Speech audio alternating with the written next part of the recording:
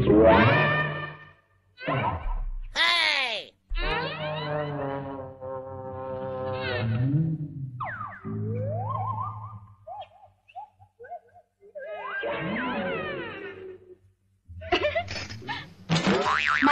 দিদি এদিকে কাজ সারছে, মোচাটা কিভাবে কাটে একটু দেখিয়ে দিন না। হা কপাল, এত বড় ধাড়ি মেয়ে হয়েছে এখনো মোচা কাটতে পারো না? তোমার মামি তাহলে একদিন কি শিখিয়েছেন তোমাকে? A few moments later. আজকে তো আমাদের বাড়িতে পুঁটি মাছ আসেনি। এই পুঁটি মাছ এলে কোত্থেকে? লতিকাদের বাড়িতে আজ কাজের মেয়েটা আসেনি, ওগুলো কাটতে দিয়ে গেছে। ওর নাকি আজ ঠাকুর এসেছে, সে নাকি পুঁটি মাছ খেতে খুব ভালোবাসে। এদিকে তোমার অসুস্থ ছেলে খিদের জ্বালায় কাঁদছে, আর তুমি লতুর ঠাকুরপোকে পুঁটি মাছ খাওয়ানোর জন্য। সব কথাতে এভাবে হেসো না তো। ওঠো ওঠো বলছি।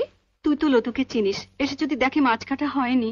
সে আমি বুঝবো, তুমি হাত ধুয়ে ছেলের কাছে যাও। না ছোট, আমি কেটেই যাব। তোমার অসুস্থ ছেলে দিব্যি বর্দি, এর পরেও যদি তুমি একটা মাছও বটিতে ছোঁয়াও, তাহলে তুমি জানবে তোমার ছেলের গলায় বটি বসালে। এ তুই কি দিবি দিলি ছোট? ওঠো ওঠো বলছি, এসো। A few moments later.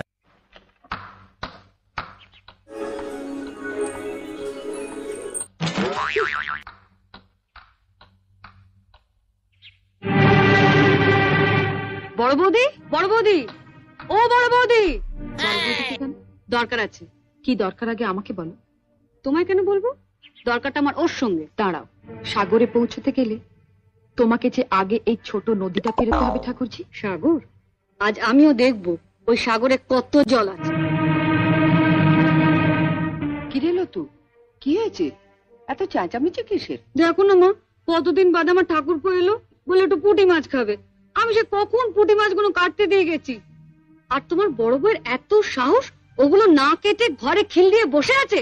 আমি বড়দিকে মাছ কাটতে বারণ করেছি। তুমি বারণ করেছো? হ্যাঁ। কেন? মা, আমরা বাঙালি ঘরের মেয়েরা বিয়ের পর অনেক আশা নিয়ে স্বামীর ঘর করতে এসে ঝিয়ের কাজ করি, এটা আমরা মেনে নিয়েছি। কিন্তু তাই বলে পাড়া প্রতিবেশীর বাড়িতে ঝি না এলে তাদের বাড়ির ঝিয়ের কাজও আমাদের করতে হবে, এটা আমি কিছুতেই মেনে নিতে পারবো না। তা লতু পুঁটি মাছ কাটতে পারে না বলেই না? সে কি মা, আপনার মেয়ে পুঁটি মাছও কাটতে পারে না? সেদিন আমি মোচা কাটতে পারিনি বলে আপনি বলেছিলেন এত বড় ধাড়ি মেয়ে হয়েছ, এখনো মোচা কাটতে শেখনি? তোমার মামি তোমাকে একদিনে কি শিখিয়েছেন? তা মা, আপনার মেয়ে তো কম ধাড়ি হয়নি, এখনো পুঁটি মাছ কাটতে শেখেনি।